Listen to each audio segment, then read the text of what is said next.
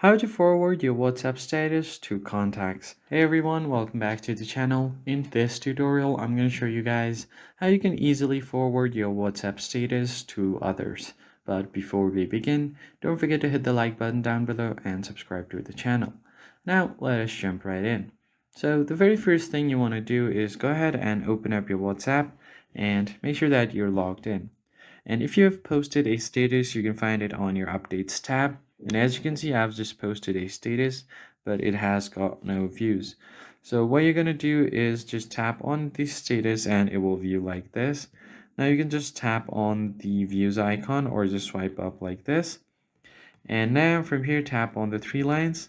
Now you have an option to forward, or you could just forward it from here. It's the same thing.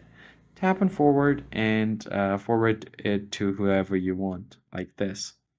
Now just tap on send, and now all of the your WhatsApp status will be forwarded to all of those people. And you have to make sure that your WhatsApp status privacy is set to your contacts or everyone. Otherwise, they won't be able to see it.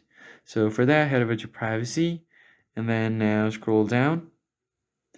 And once you find status, make sure that it's set to my contacts, or if you just want to share it with a particular person, that as well.